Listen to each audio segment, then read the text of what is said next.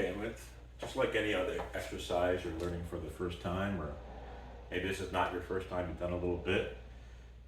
Either way, the first thing you should get right is your form.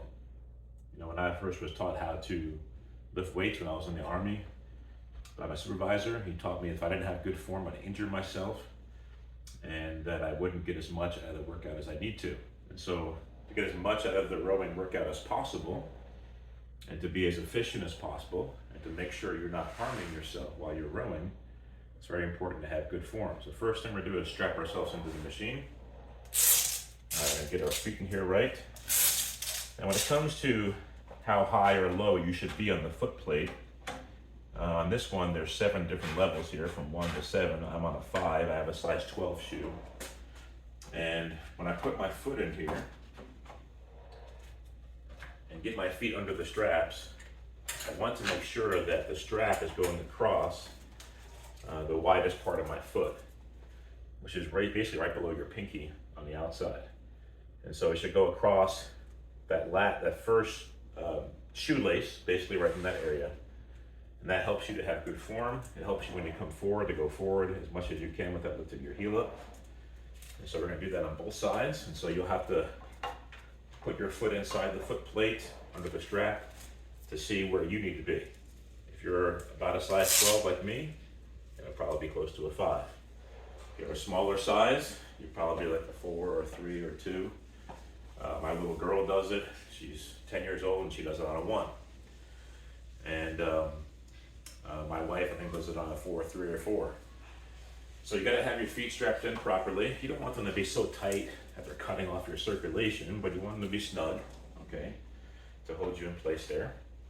And when you're sitting down, you want your bottom to be pulled up like this, okay?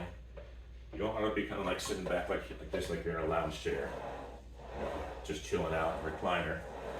And you want to be sitting so forward that you're going to fall off the back of the seat either, okay? So you want to be right on the seat, kind of lift your bottom up underneath you like that. And it should be like this, it should be comfortable, it should have good form. And then when you're going forward, and I'm going to explain to you different positions here in a second, when you're going forward to the beginning of the stroke, this is kind of what it's going to look like. You're going to be sitting up, your arms are going to be straight, but kind of loose, not tight. You're not like gripping it real hard, you're just kind of sitting there loose. Your back should be straight, and your knees should be basically right above your ankle. If you go too far than that, it's too much. You can go a little far back, that is more comfortable for you. If you can't get close to that, you might need to adjust the foot plate. Might be something wrong with that. And you see that my shoulders should be in front of my hips, okay? So this is called the catch, or the beginning of the stroke. Okay, that's what it should look like. And when you're driving back, which is the stroke itself, what happens first, you're driving with your legs. And I want you to notice something. The handle and the seat are moving together. I'm not pulling it. My elbows aren't bent. I'm not death gripping it. I'm just going along with it. You see, this slow motion now. This is the drive. My legs are pushing out, but my body's staying where it belongs. And then eventually I'm going to swing at the hips and then pull with the arms. That's the last part of the stroke. Okay, so to show you again, in slow motion again, I'm going to push at my legs, swing at my hips, and pull up my arms. That's what a proper stroke looks like. This is where you should end. What I want you to picture to help you know about the hip swing, it's important with your posture, not getting injured, and getting as much power and efficiency as you can in each stroke, and doing it right so you don't injure yourself, is that if you imagine a clock right here, and straight up and down is 12 o'clock.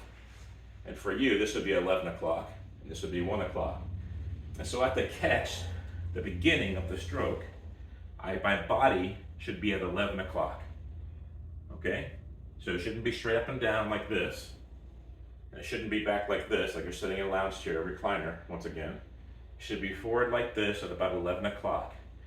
And that's gonna help you get that hip swing at the end to generate some power. And it's gonna help to engage your lats right here as you have your arms here like this. And so that's the beginning of this, that's the catch. And so as once again, you're pushing with your legs, swinging with your hips, pulling with your arms. And this is going to engage 86% of your muscles, okay? That's what the drive looks like. That's what the catch looks like. So this is the finishing position at 1 o'clock. And then all the recovery is to go backwards. And so we do it in reverse. We're doing arms first. That's the last thing we did. And then we're swinging our hips back to 11 o'clock. And then we're bending our knees and going forward. And that's the end. We've recovered. Okay? And so we have the catch, we have the drive, that's the finish right there, and then there's the recovery. And that's the completion of basically one full stroke, okay? And so the stroke, the drive, is when you're exerting all your effort. And I showed you earlier that the seat goes right back. If I get off this seat for a second, what does it do? It goes right back to the catch, okay? And it does that to help encourage you to not work on the recovery. You know, it's called a recovery for a reason. So we need to recover. And what that allows you to do, it allows you to not burn out your muscles you're using, the 80% of muscles you're using in your body. It allows them to recover and then go again. So it's like a break. And if you were to do a count, this should be like a 1 to 2 count. So your recovery should take about twice as long as your drive does. And so once again, I'll do it in a little faster motion now. That's what it looks like. It's the drive, recovery, now I'm back to the catch, drive, that's the finish, recovery, back to the catch. It's a little faster right there. That's in fast motion. So I'm just kind of doing it over and over again. Just like that.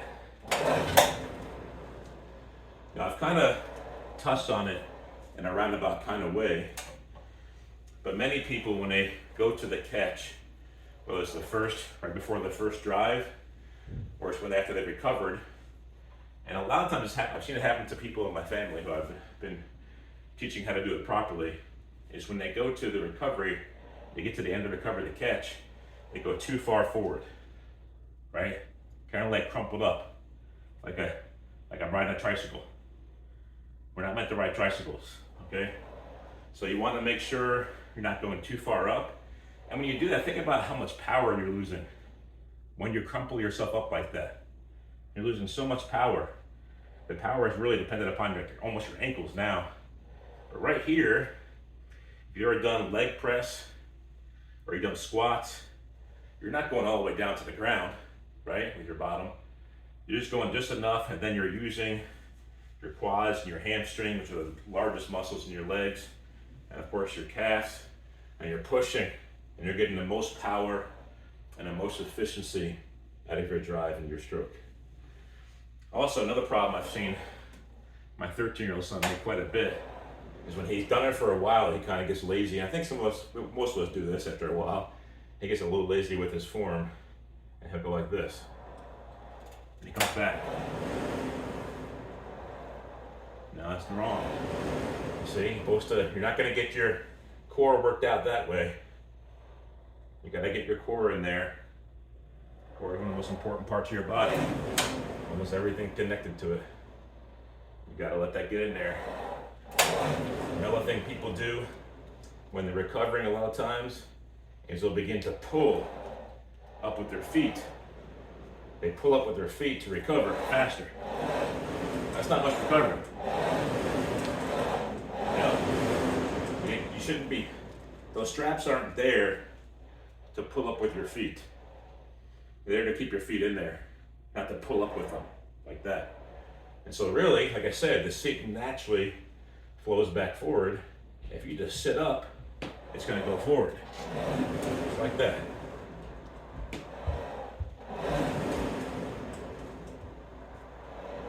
All right, so that's the different parts of the stroke: the catch, the drive, the finish, the recovery. And like I said, recovery should be recovery. You make sure you recover, make sure you spend that, give it time to recover. And one way you can check yourself that you're actually recovering like you're supposed to is look at your strokes per minute. It's in that blue on the screen. It says strokes, it has a total, but then it has SPM, and that SPM, the strokes per minute, will tell you how many strokes per minute you're getting. And if you're a beginner, in order to encourage good form, just like if you're a beginner at doing dumbbells, working your biceps, or doing your triceps on pull downs, or you're doing bench press, you want to go slow. Remember, it's going to help encourage you to have good form. It's going to help you not to get injured and get the most out of the workout you possibly can. And so we'll keep it somewhere between 20 to 24 strokes per minute. If you see yourself going over that, slow down. The question is, how do you slow down? Well, you slow down on the recovery. Instead of trying to speed back up there by pulling with your feet or bending your knees too soon or actually working on the recovery, you have to recover. And so slow down your recovery. That will help you slow down your strokes per minute. And I'll tell you this, this is supposed to simulate actually rowing in water. Now, I haven't done a lot of rowing in water, but I've watched a lot of rowing in water. And if you're going like this, you're not getting very far, okay? It's not really the way it works. You want to get a good stroke and then recover. Get a good stroke and then recover. And one thing you can look at this myself, I've rowed over 1 million meters since April of last year, is that when I slow down my strokes per minute, I'm getting more meters per stroke. If I go as fast as I can, pulling myself forward, bad form, not recovering on the recovery, I'm gonna get worn out faster. I'm gonna get maybe 8 meters per stroke. But when I do the slow down, I get a lot more meters per stroke, double that, easily, meters per stroke, because it's supposed to simulate, once again, rowing on water. So slow down. So what that means is, let this calculate in your mind. It took me a while when I first started rowing. Faster, back and forth, doesn't mean faster, okay? Going as fast as you can back and forth and having a high strokes per minute doesn't mean you're getting somewhere faster. You're getting your meters in faster. It doesn't mean that, okay? So it's always important to have good form. Sure, once you have your form down really well and you know you're not going to be inefficient or injure yourself, then you can start to speed up the strokes per minute and kind of test yourself. Go up to 25, 26, 27, 28, 30 strokes per minute. You can do those things, but when you're first starting out, just make sure you get the form down, because doing this over and over again, you need to build in muscle memory. You know, there's people who play basketball, for example. Why can they hit 3-point shots like it's nothing? Why can they even look away while they're shooting and still make it? Because it's muscle memory. And this stroke, when you're on the rowing machine, it's not something that's built into your memory. And I don't know what your experiences are on the pass rowing machine, if you have any at all, or on the water, but you need to make sure you get the form down and the motion down so you can have built-in muscle memory and do it right.